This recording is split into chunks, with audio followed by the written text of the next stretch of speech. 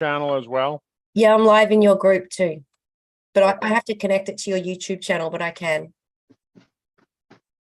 All right. Okay. How are you doing, Chris? Are you having a good day? Yep, I'm breathing, which is a really good start. That's a good start to a day. Yeah. Thanks, Chris. I'm just going to mute you out. Thank you. Okay, well, welcome everyone. Thanks for jumping on today. Hi, Sally. Hi, Ian. Thanks for jumping on.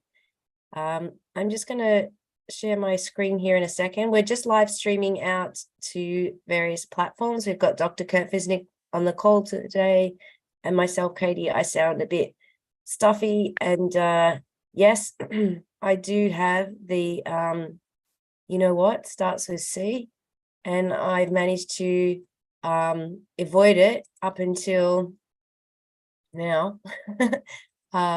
So since it's come out, I had not had a problem. Oops. And let me just bring up. Yeah. So let me just get ready here. Yes. So I was saying, I had a friend that was not feeling well last week. He came around. He was cleaning out some stuff that was left in the garage of his. And obviously we must have been talking at one point. He was outside most of the time. And then last Saturday, after we did the call for Sizzle, I wasn't feeling too well. And then by Tuesday, my throat started to get sore, which I did a little comment on. And then I tested, and I've tested positive for you know what. And last night, well, I've spoken to my friend, and my friend is about 4 days in front of me. He's feeling fine now. Oh, not completely fine, but you know, much better. But something weird happened last night, Dr. Curt. I lost my sense of taste and smell. You know, Vicks vapor rub. I stuck my nose in the jar and I could smell nothing. Wow. And it just was like the weirdest thing, because I have this like little roll-on perfume that's an essential oil with like jasmine and nice smelling oils like that. And I was rolling it on my wrist because I roll it on. I like just to smell it. And I went to smell it last night and I'm thinking, oh, and I'm like rolling.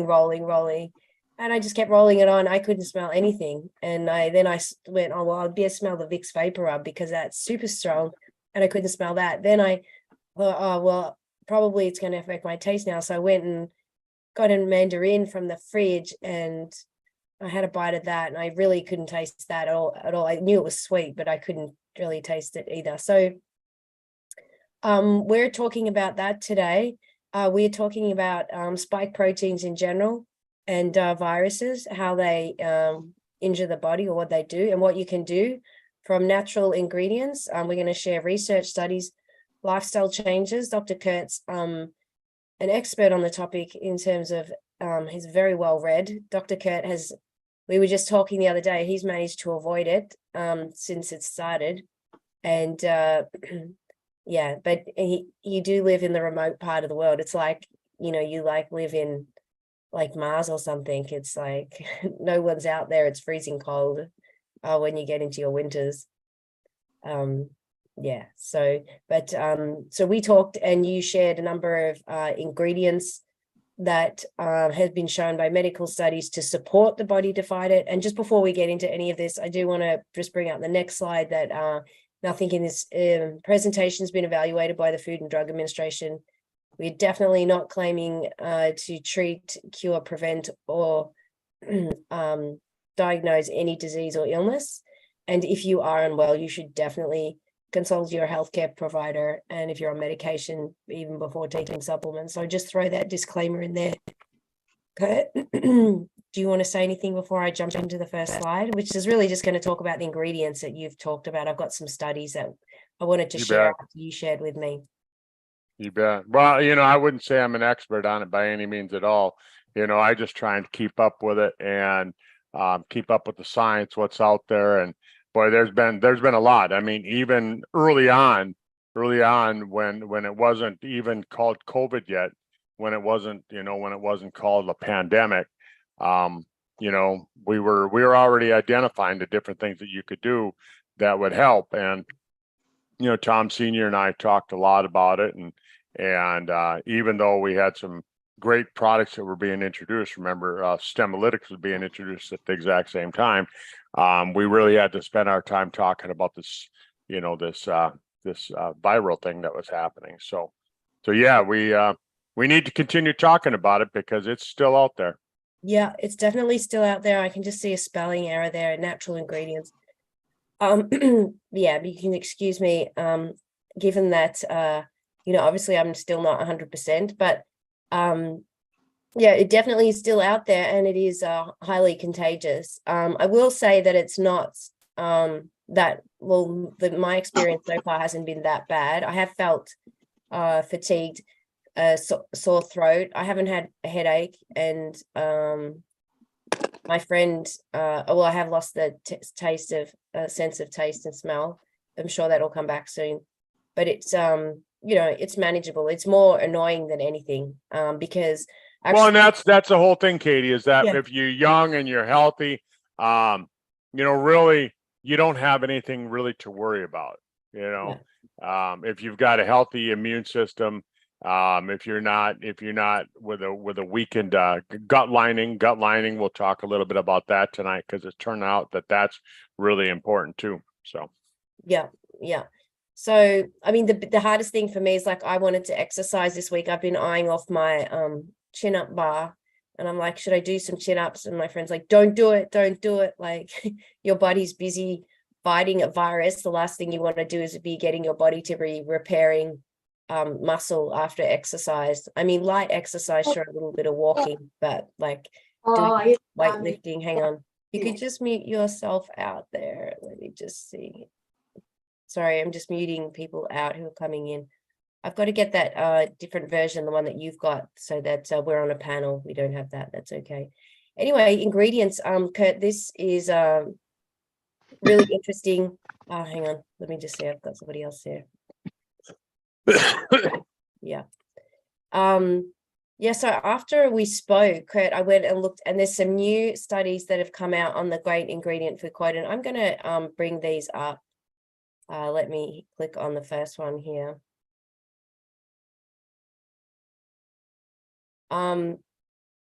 Yeah, this is a PubMed study to 2022. I love these studies because, Curt, they've just come out. A lot of them are quite new. We're not talking; they're not 10 years old or anything like this. They're new information as the information's been studied. And this one is the state-of-the-art review on fucoidan as an antiviral agent to combat viral infections. So that is really interesting. And without going through everything, just hang on, sorry. If Ian, I've just made you co-host. If anyone comes in and they're unmuted, could you please mute them out? That'd be wonderful, much appreciated. Thank you. Yeah, so this particular study here is saying that the review suggested the use of fucoidan for the potential protective remedy against COVID-19 and addressing antiviral activities of a sulfonated polysaccharide fucoidan derived from marine algae that can be used as an anti-COVID drug in the near future. So this is a really interesting study on the topic of fucoidan, and explaining. This is an interesting picture here, Curt. Can you see that? I can. Yeah, you want to just, it's a bit sciencey. Well, yeah, I'm just looking at it for the first time. I haven't seen it before, but yeah, bottom line is it looks like what's happening is that if you look up at the upper right, you can see the little red, what they're portraying as the virus with the spike proteins. It attaches to, you can see it looks like that little spike there. It attaches to the cell membrane. And then what, the ACE receptor, and then what happens is that the virus pushes its own RNA into the cell, and then if you follow it, counterclockwise, it goes from that pink circle where it says penetrating, then it says uncoating, so the virus uncoats, and then it replicates, and it transcribes, which basically means that it unravels, and then it finds a part of your cell, part of your DNA, and it attaches to that, and then it makes little baby viruses, more or less, until that cell is so full of them, and then where it says viral release, what happens there is that the cell gets so full that it pretty much explodes, and all these little viruses escape out into your system. So Right. You want to kind of keep in mind that cycle, because I don't want to have to go over that cycle over and over again, but just think of that cycle. It attaches, it penetrates, it pushes its RNA into your cell, it grabs part of your DNA, and it replicates, it makes baby viruses by using parts of your DNA. So just remember that. Yeah. And so we've got the sulfonated polysaccharide in the middle, which of course is the fucoidan.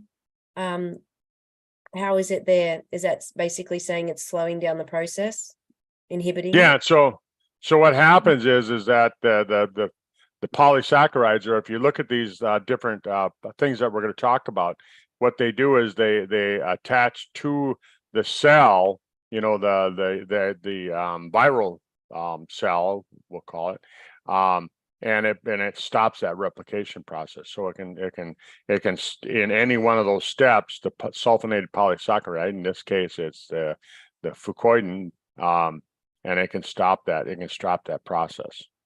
Yeah. So that is a really interesting picture here. Let me just move this bar down out of the way. So that was the first one, and then we've got some other. There's pretty much probably saying the same thing again. This study here, therapeutic applications of fucoidan, the potential to act against COVID-19. Again, look at the date, 2022. Both of Yeah. them were 2022. Yeah. I like to look at that. I like to point that out to people. These aren't studies, and you look at where it was published, a current pharmaceutical magazine, journal. Yeah, current pharmaceutical design is where it was published. So yeah, and just the inhibitory action has been tested.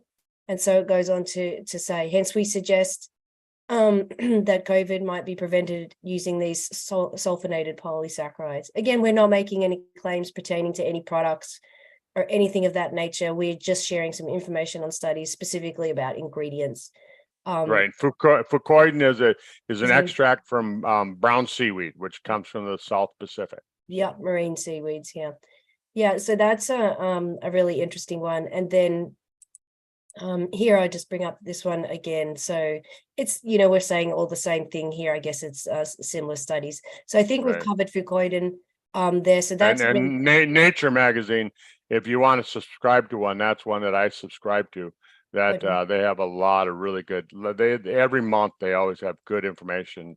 That was published way back in July of 2020. Think about that. Yeah. This is right after the whole thing was hitting, and people were nervous, they were scared, they were getting sick, and take a look at that. Here we have Nature journal, and they're telling us that this might help inhibit. But yet, how many of you found your doctor saying, hey, why don't you go out and buy this fucoidan extract? Not a single one of us. No. Yeah, so that's really interesting. And I've been taking a fucoidan extract. I've been doing about 6 doses a day at the moment.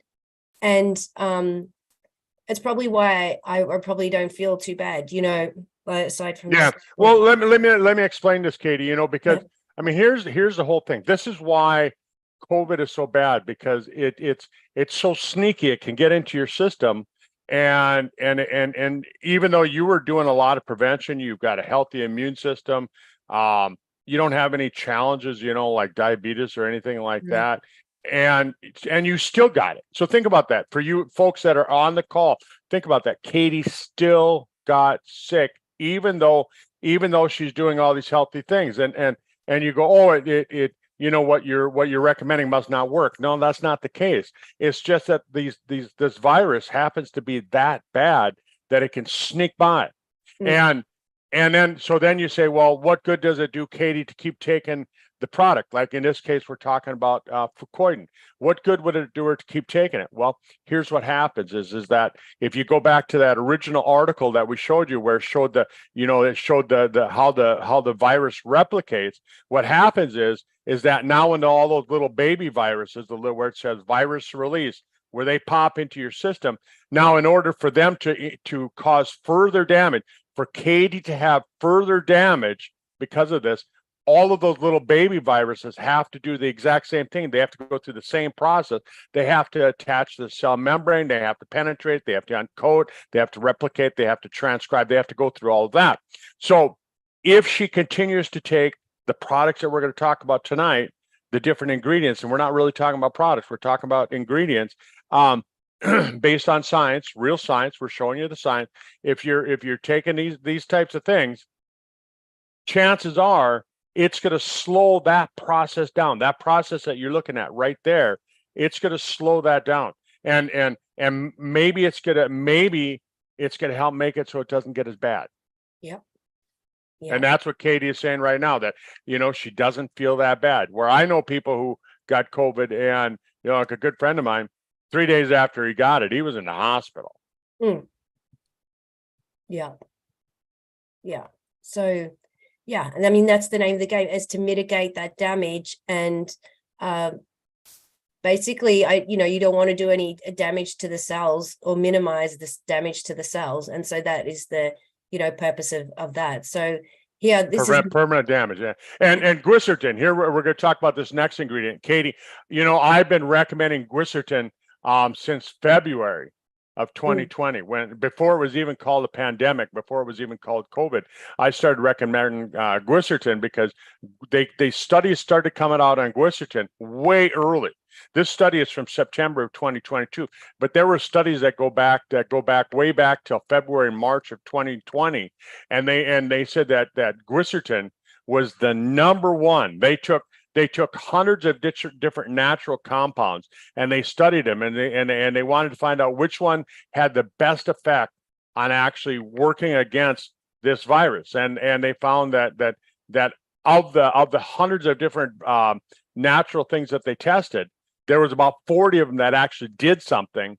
And of the 40, there was like 20 that were actually pretty good. And of the ones that were actually pretty good, Glycertin just on top. It was on top of the list every single time. So Glycertin is considered one of the best as far as this type of a virus, this mRNA type of virus. Yeah.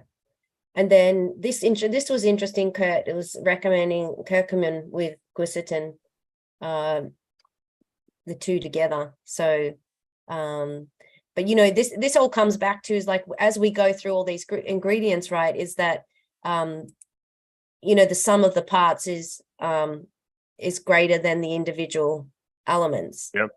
Yeah, and Glycertin, one of the things that it does is that it helps to slow down that viral replication. Again, everything is to stop that viral replication, because the virus, it's so strong. I know I've gotten exposed to it, but why haven't I gotten sick? Because my immune system is so strong that it's fought it off. I mean, because it's been around long enough. I mean, Katie makes it sound like I live out in the middle of nowhere. I'm here in Fargo, North Dakota.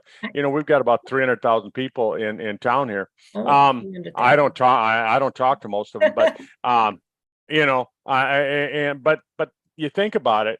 Here's an ingredient that's been studied by the pharmaceutical companies. Look at this one, Frontiers in Pharmacologics, January 13th of 2023.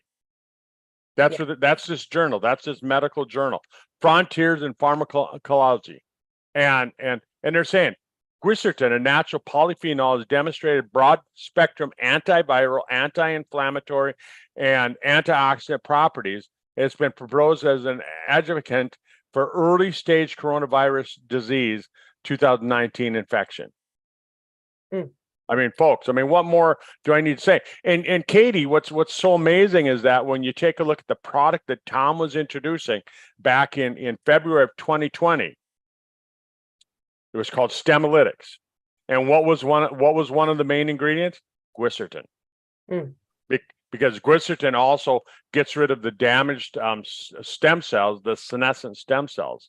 And it turns out, as we look at some of these more of these studies, and I'm not going to get into all this stuff, but I just find it so interesting that that your immune system is one of it's some of the cells that are damaged so much by the senescence. Yeah, senescence. Yeah, amazing. So that is that ingredient, glycertin, and then fulvic acid. This particular one is from ResearchGate. Now, I must say there's a lot of negative articles about the fulvic acid pertaining to this subject matter, but this particular one is from ResearchGate. I guess that depends on the quality. We're talking about ingredients here, but there's just because it's called and it's got a name and it's an ingredient, they're not all the same. It depends who produces it, where it's manufactured, where it came from, its quality, How clean it is, contaminated. Is it? Yeah, there's a whole bunch of factors that have to. So how the fulvic acid reacts to it, and if you remember way back in 2020 when Tom Senior started talking about this, Tom basically said, if you go back to that original model that you showed us, just don't actually go back to it, but just think about it. It looks like a tennis ball all covered in spikes. And what happens is that those spikes attach to your cell, and just like that model showed, it injects its stuff into your cell. Well, what fulvic acid does is fulvic acid attaches to those spikes and puts like a little tiny covering over the top of the spike. So now the spike can't attach to your cell. Yeah. That's how fulvic acid reacts with those types of viruses, with those viruses that have the spike protein, because not all viruses look the same, but there's a lot of them, like the flu virus, the common cold virus. They have these spike proteins, and that's how fulvic acid reacts to it, is it attaches to it and it prevents it from getting in. Well, now let's talk about what happened with Katie. Katie already has the virus. She already got it inside of her. So obviously, once it's inside the cell, the fulvic acid can't attach to it inside the cell, but the fulvic acid is sitting on the outside, like a gladiator, sitting there with his sword, waiting. And soon as that virus explodes the cell open and those little baby viruses start swimming out, that fulvic acid attaches to those spike proteins on top of those cells. Isn't that cool, Katie? That is cool. I tell you what, it is cool to have all these ingredients in your house. Like, it really does make you feel, makes me feel so much more comfortable. It's like, oh, well, I'm just going to pop over to the fridge, and have a little bit more now. So I think that's pretty cool as well.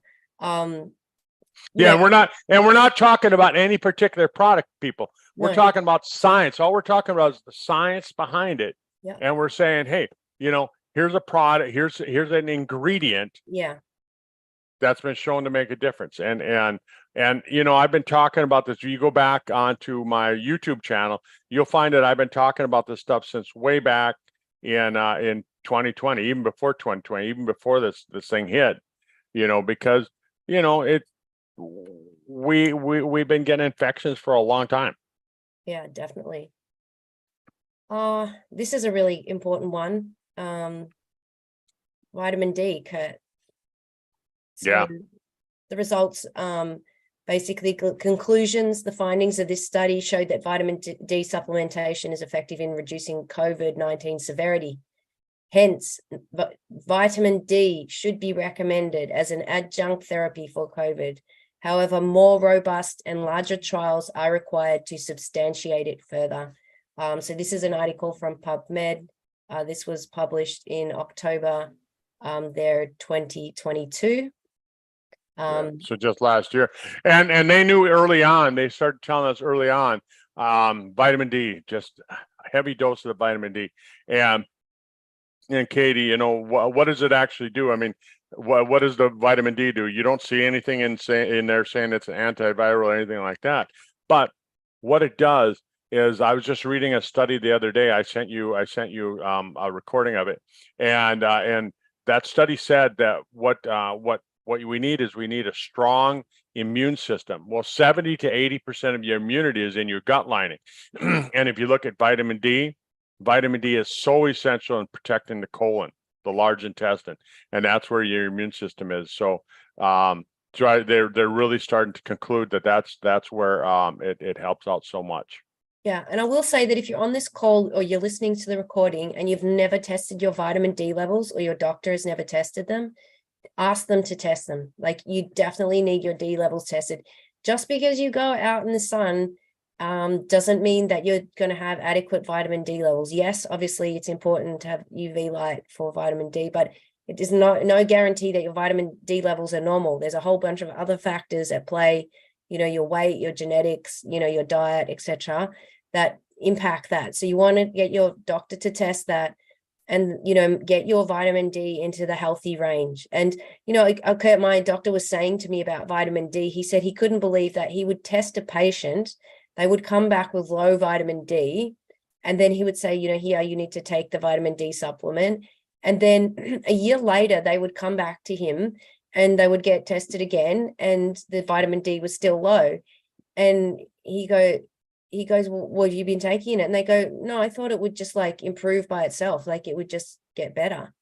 And he's like, if they were low before, but if from your diet, your lifestyle, and what you're doing, this is a thing that you need like ongoing. You can't not take it. That's what he said. So, vitamin D is really, really important part of the immune system. So I just wanted to stress that, to work with your doctor on that. And then the last one here, we've got, there's probably quite a number of other ingredients here, but the last one, we're just on the half hour here, but this particular article is from Penn Medicine, Lancaster General. This was an interesting one. This was on vitamin C and melatonin, Curt. I thought this was interesting. They found that 10 milligrams of melatonin with the C as well, 1,000. Well, actually, it says that while patients saw no change with 1,000 milligrams, 1,000 milligrams of C is not really that much.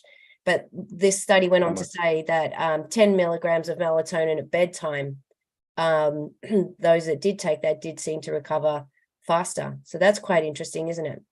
Yeah. And the other thing that, vitamin C is so important, zinc, because they found that this particular virus, it blocks the metabolism of zinc, and you need to have some zinc in your body. So make sure and take some zinc along with your vitamin C. And I would say bump that vitamin C level up to about 3,000 milligrams, not just 1,000. That's my particular thought. Yes. Yeah. Sorry. Zinc I've left off, but zinc is a critical one. And that works hand in hand with the fulvic acid. I know Ian has explained the importance of how those two ingredients work together, and helping helps get the zinc into the cell, the fulvic acid does. So that is really important. And then this one is the last one. Oops, let me just go back here. It's not going to let me. Hang on a second. Yeah, resveratrol. It's another one. Remember when I said that they studied hundreds of ingredients and they found that there was like 18 of them that were really, really important. And resveratrol was right up there on the top of the list.